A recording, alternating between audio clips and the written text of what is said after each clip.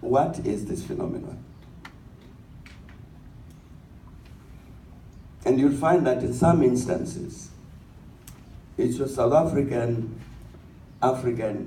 trader who finds that the Somali trader is out competing him. Whereas the South African small trader will sell a packet of 20 cigarettes,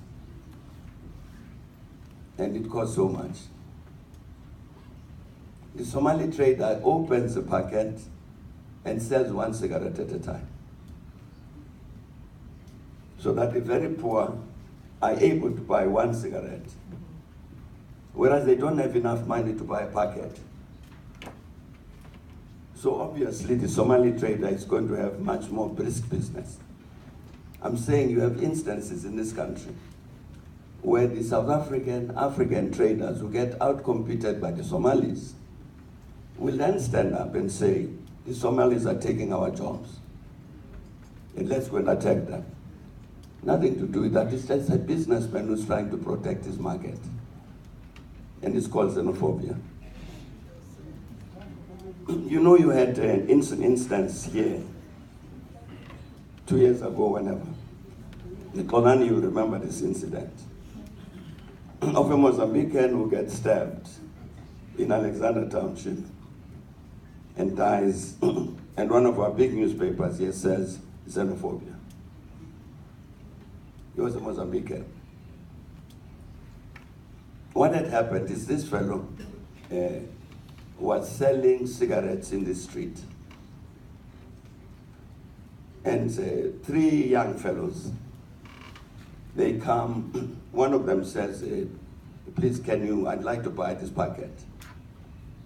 And so the seller said, the man says, okay, fine, he gives him the packet. And another one says, no, but can I also get a packet? Which he does. And then they walk away without paying. So of course he chases after them. He says, but you haven't paid. In the course of which there's a stabbing and he dies. It was ordinary township thuggery. If you know townships in the way I would, in the way that Tolani would, when I saw that thing, I knew very well, this is ordinary township thuggery. But it was reported as this was a xenophobic attack against the Mozambican. I don't even know that his thugs knew that this was a Mozambican, because even his name was South African. He was Sitole. So I'm saying I think we need to treat this matter very carefully. Now let me say something, Professor Gamba. I was saying that there are many Nigerians who live here who don't get attacked by anybody. But there's a certain level of criminality. It doesn't affect only Nigerians. But the truth of the matter is that there are Nigerian criminals who are involved in drug dealing. And that's true. And there are Nigerian criminals who are involved in prostitution. And that's true. And you'll find, like in this incident now, in this area of Johannesburg, Rosettenville, where there have been attacks on people, it's been against criminals, not Nigerians. There's no South African who goes around chasing Nigerians because they're Nigerian. It doesn't exist.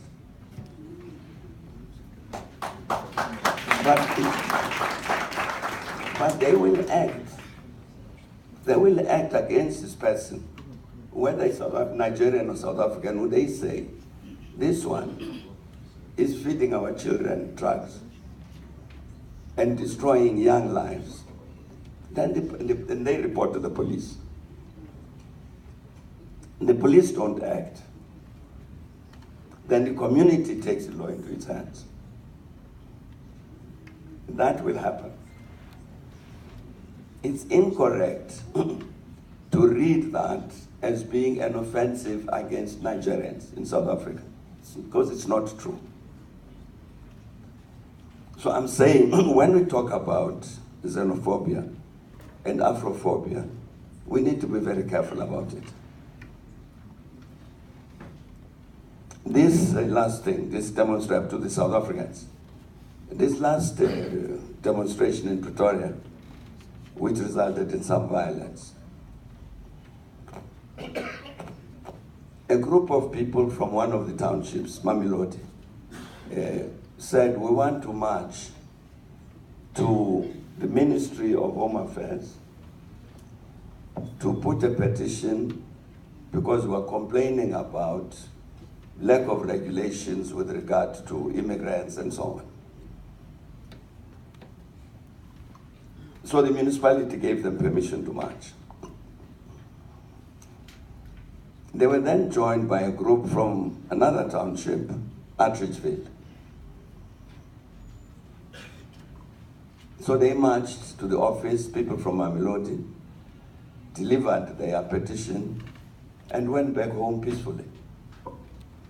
Nothing happened. Didn't attack anybody. The group from Atteridgeville are the ones who attacked people. And the mayor of Pretoria, I don't know whether he was telling the truth. He said the people who were involved in that violence were people who had been involved in same violence in August last year around the municipal elections. They didn't attack any foreigner, but they banned buildings and banned vehicles in Pretoria because of internal politics of the ANC. The mayor said it's the same group that was involved in these attacks now, which were against Somalis in Pretoria. What is that? I'm saying the marchers from Mamelodi did not attack any foreigner. The one from Atteridgeville did. Why? To attach this label, xenophobic, in many instances results in our not studying the issue in order to understand what are the sources of this thing so that you are able to deal with it. I'm really trying to discourage this idea that there is an African population in South Africa which hates other Africans. That population doesn't exist, not in this country.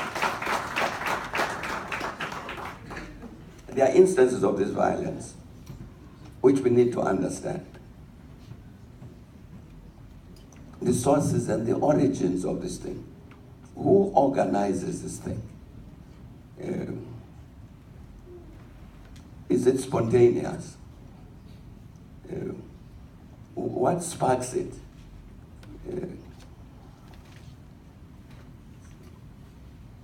There are many stories I can tell about this. But the central point I'm making is that the South Africans need to get into a serious study of this phenomenon to understand it properly in order to be able to intervene correctly to stop it. To sit under this kind of umbrella thing, there is xenophobia, it's not going to help you to solve the problem. Because I'm saying that labeling of this means you walk away from carrying out the task of investigating this thing. Because it's easy to say, these South Africans, they hate other Africans. That won't solve anything. But once you understand, why are the people in Rosettenville acting in this way? Then you come face to face with the level of criminality in this area.